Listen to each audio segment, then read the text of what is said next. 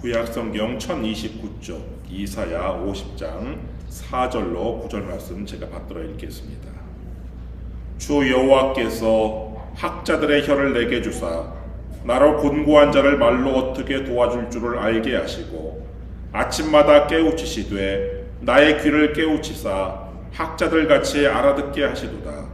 주 여호와께서 나의 귀를 여셨으므로 내가 거역하지도 아니하며 뒤로 물러가지도 아니하며 나를 때리는 자들에게 내 등을 맡기며 나의 수염을 뽑는 자들에게 나의 뺨을 맡기며 모욕과 침뱉음을 당하여도 내 얼굴을 가리지 아니하였느니라. 주 여호와께서 나를 도우심으로 내가 부끄러워하지 아니하고 내 얼굴을 부싯돌같이 굳게 하였으므로 내가 수치를 당하지 아니할 줄 아노라. 나를 의롭다 하시는 이가 가까이 계시니 나와 다툴 자가 누구냐? 나와 함께 설지어다. 나의 대적이 누구냐? 내게 가까이 나올지어다. 보라, 주 여호와께서 나를 도우시리니 나를 정죄할 자 누구냐? 보라, 그들은 다 옷과 같이 헤어지며 좀이 그들을 먹으리라. 아멘. 이사야에는 흔히 종의 노래라고 불리는 4편의 노래가 나옵니다. 오늘 본문도 그 가운데 하나인데, 오늘 본문에서 주의 종은 하나님께서 자신에게 뭘 맡기셨는지 이렇게 고백을 하는데, 4절 말씀 보시면 주 여호와께서 학자들의 혀를 내게 주사 나로 곤고한 자를 말로 어떻게 도와줄 줄을 알게 하시고 아침마다 깨우치시되 나의 귀를 깨우치사 학자들 같이 알아듣게 하시도다. 주의 종에게 하나님께서 주신 것은요, 학자의 혀였어요. 근데 이 혀는 지식을 자랑하는 혀도 아니고 사람을 논쟁으로 이기는 혀도 아니에요. 이 혀는 곤고한 사람을 말로 도와주는 그런 혀였어요. 지치고 상한 사람에게 말로 위로해주고 낙심한 사람을 다시 이렇게 세우는 그런 혀였어요. 근데 이 말씀을 읽다 보면 자연스럽게 떠오르는 분이 한 분 계시죠. 바로 예수님이죠. 예수님께서는 공생애 동안 수많은 사람들을 만나셨어요. 병든 사람, 죄인이라 손가락질 받던 사람, 귀신 들린 사람, 사랑하는 아들을 잃고 우는 사람, 세리와 창기, 사해 변두리로 밀려난 사람들을 만나셨어요. 그리고 그들에게 말씀을 하셨어요. 예수님의 말씀은 상한 사람을 더 아프게 하는 말이 아니라 그 상한 영혼을 일으키는 말씀이었죠. 수가성 우물가에서 만난 사마리아 여인도 그 가운데 한 사람이었어요. 요한복음 4장 6절 7절 말씀 보시면 거기 또 야곱의 우물이 있더라. 예수께서 길 가시다가 피곤하여 우물 곁에 그대로 앉으시니 때가 6시쯤 되었더라. 사마리아 여자 한 사람이 물을 기르러 왔음에 예수께서 물을 좀 달라 하시니, 더운 지역에서는요, 사람들이 한낮을 피해 물을 길었어요. 당시 우물가는 단순히 물을 길는 장소뿐이 아니라 사람들이 서로 만나서 이야기를 나누고 소식을 주고받는 그런 마을의 생활 공간이었어요. 근데 이 여인은 사람들이 많이 모이는 저녁 시간을 피해서 제6시, 오늘날 시간으로 정오죠, 정오 무렵에 홀로 우물에 나왔어요. 성경은 그 이유를 직접 설명하지는 않지만 예수님과 이어지는 대화에서 드러나는 것은 이 여자가 남편이 5명이나 했었다는 아주 복잡한 삶이었어요. 그래서 이 여인이 사람들과의 관계에서 어려움을 겪고 있었을 가능성을 충분히 생각해 볼 수 있죠. 그래서 이 여자는 물을 길는 수고뿐만 아니라 사람을 만나는 수고도 있었기 때문에 정오 무렵에 아무도 우물가에 나오지 않는 그 시간에 물을 기르러 나왔던 거예요. 그런 여인에게 예수님께서 먼저 말을 거셨어요.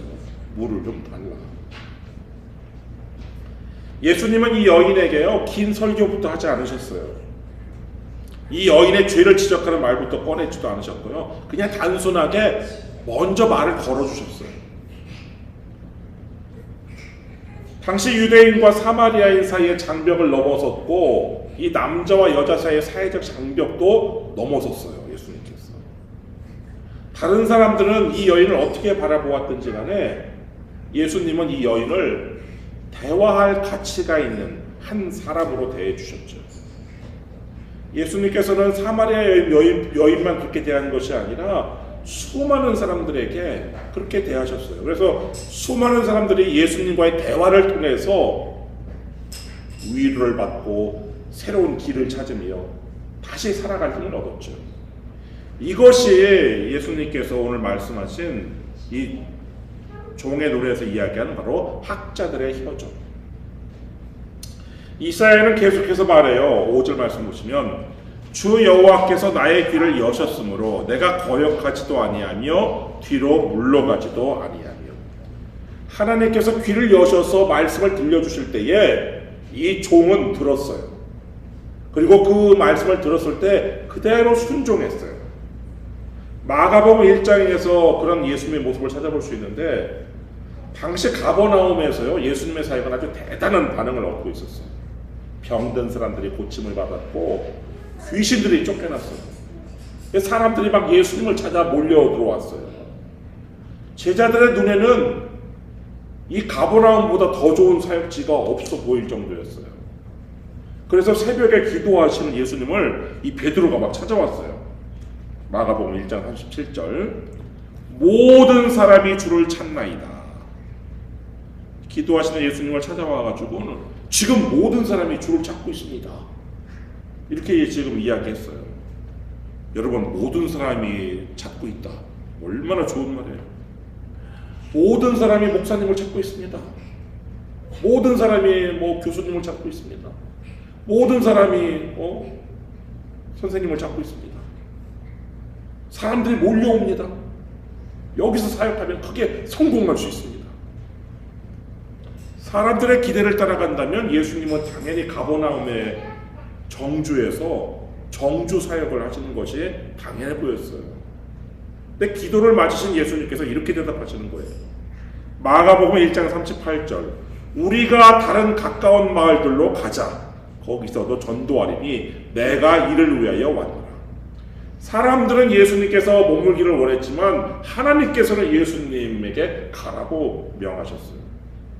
그래서 예수님께서는 가버나움의 성공에 머물지 않으셨고 온 갈릴리를 돌아다니시는 순회 사역을 하셨어요.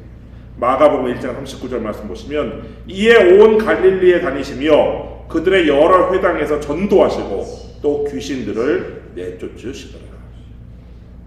사람들은 예수님께서 정주 사역, 가버나움에서 정착해서 사역하는 정주 사역을 원했지만 하나님께서는 온 갈릴리를 돌아다니면서 사역하라는 순회 사역을 명령하셨고 예수님께서는 사람들의 기대가 아닌 하나님의 뜻을 따르셔서 그렇게 하셨어요.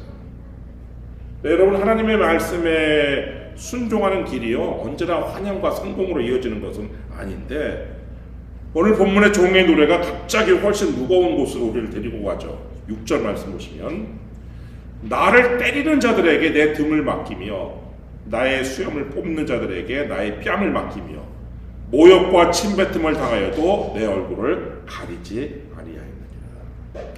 이 말씀을 읽으면 우리는 또 어디로 가게 되죠? 겟세마네 동산에서 예수님을 바라보게 되죠. 예수님을 잡으러 온 사람들이요 칼과 이 몽치를 들고 다가왔어요. 근데 예수님께서는 싸우지 않으셨어요. 베드로가 예수님을 지키겠다고 칼을 휘두르니까 예수님께서 이렇게 말씀하셨어요.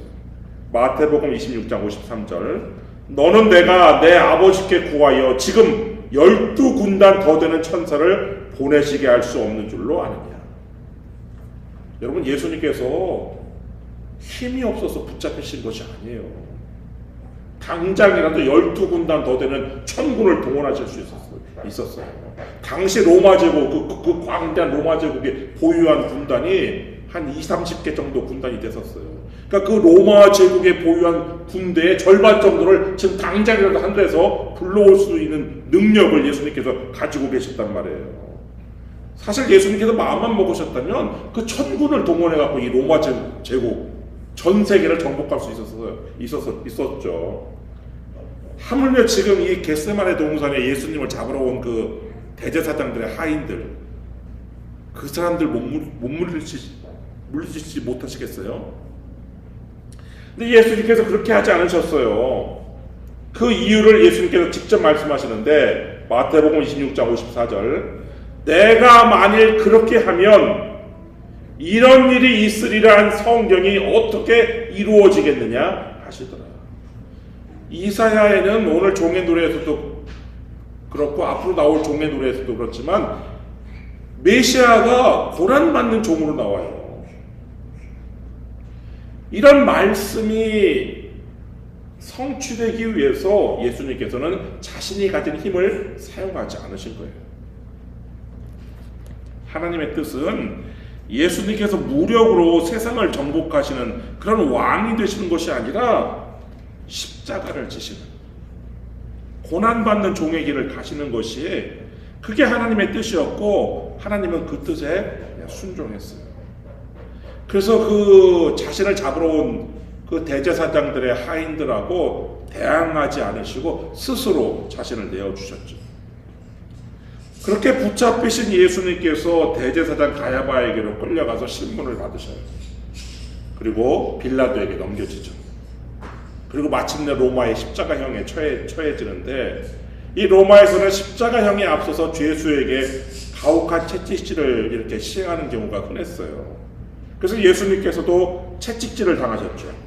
마태복음 27장 16절, 이에 바라바는 그들에게 놓아주고 예수는 채찍질하고 십자가에 못 박히게 넘겨줍니다. 로마의 채찍은요, 이 가죽끈이, 여러 가지 가죽끈이 이렇게 사용되었어요. 그래서 마지막 첫 부분은 이게 똘똘 가죽끈들이 이렇게 모여 있고, 마지막에는 가죽끈들이 이렇게 흩어져 있는데, 이 흩어진 가죽끈에 뭐가 달려 있었냐면 이 가죽끈 끝에 날카로운 뼈 조각이나 금속 조각이 달려 있었어요.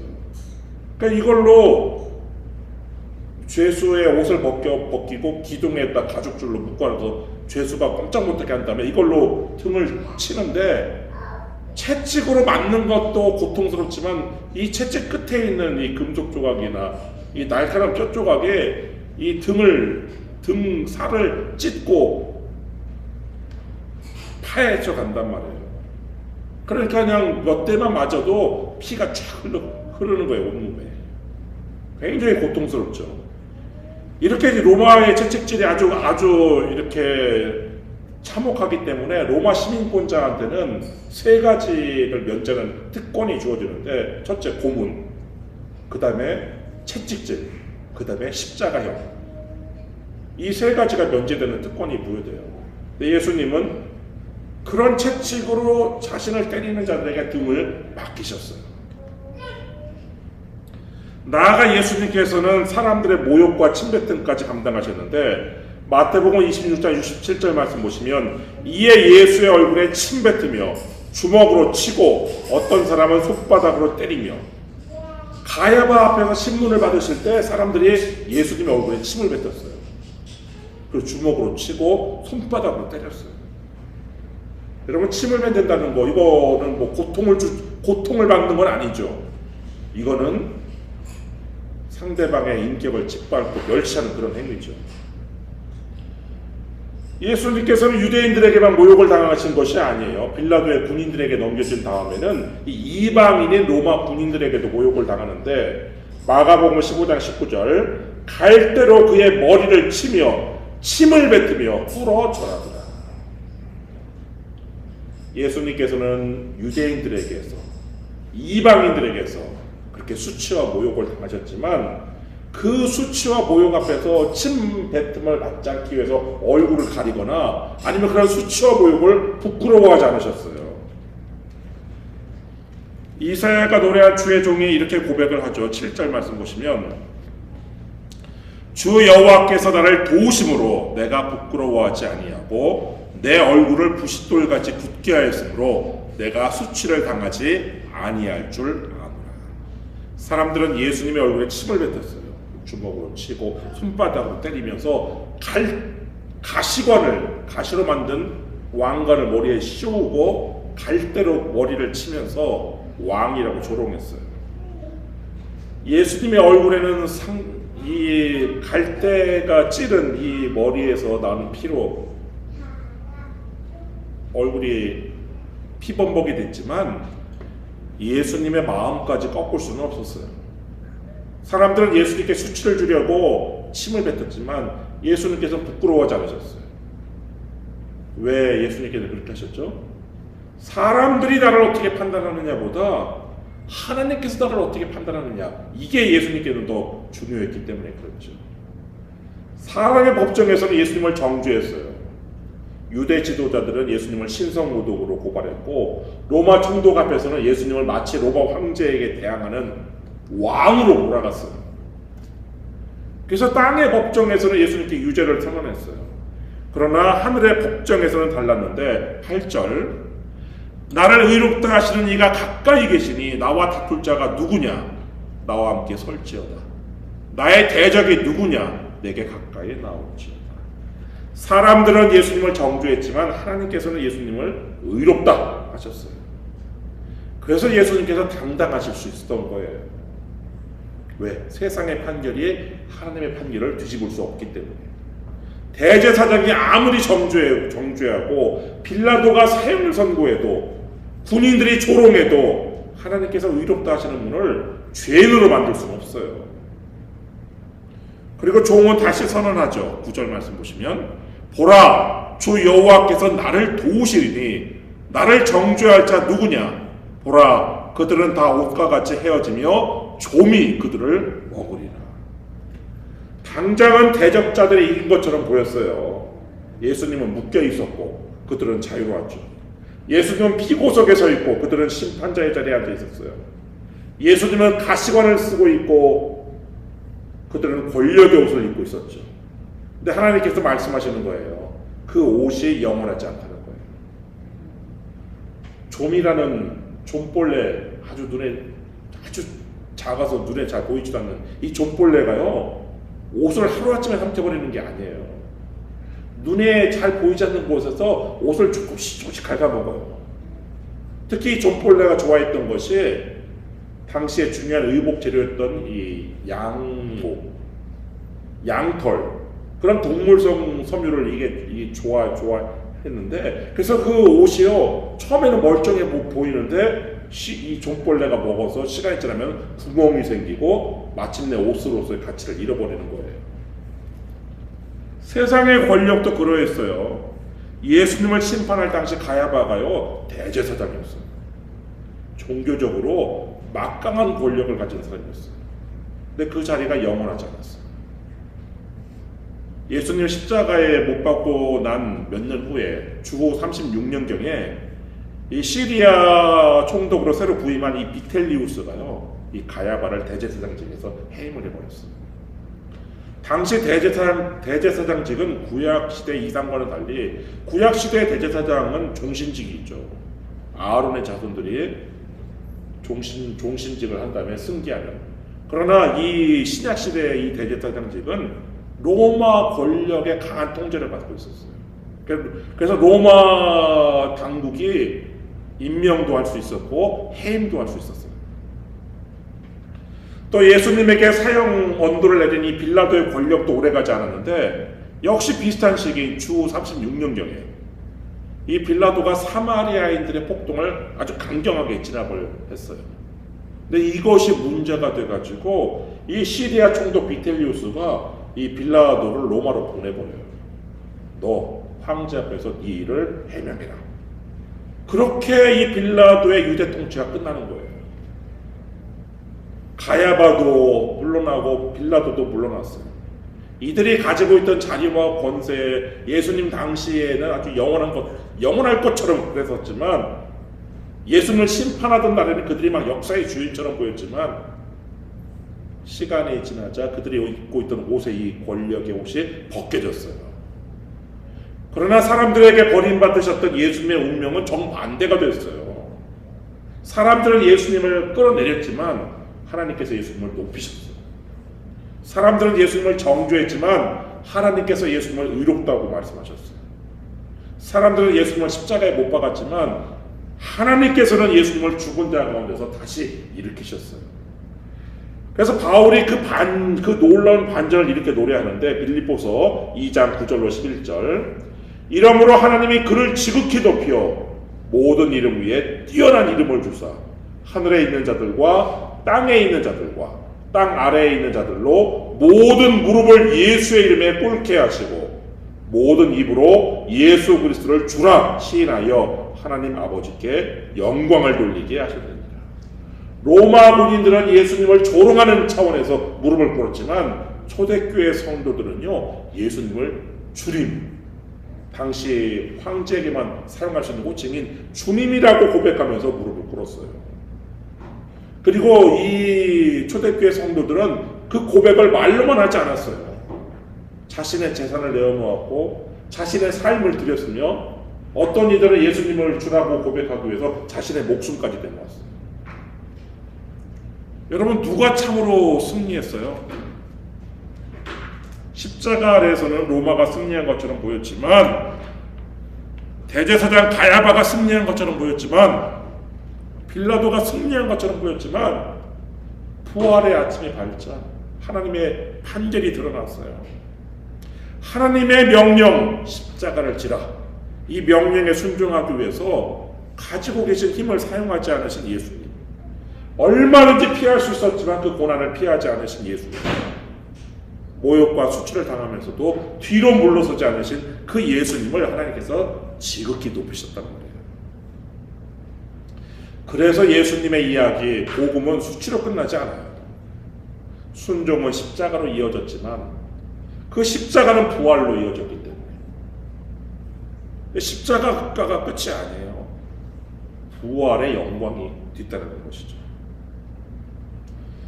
사람들이 예수님 머리에 씌운 것은 가시관이었지만 하나님께서 주신 것은 영광의 멸류관. 사람들이 예수님께 붙인 이름은 사형수, 유대인의 왕. 그렇지만 하나님께서 주신 이름은 모든 이름 위에 뛰어난 이름, 예수 그리스도. 그래서 하늘에 있는 존재들, 땅에 있는 존재들, 땅 아래에 있는 모든 존재들이 그 무릎을 예수님의 이름 앞에 꿇고 모든 입으로 예수님을 고백하는 거예요. 예수 그리스도는 주님이십니다. 이 주님이라는 단어가 오늘날에는 아무나 막 그냥 일상적으로 너무 쓰여서 우리에게 다가오지 않아요.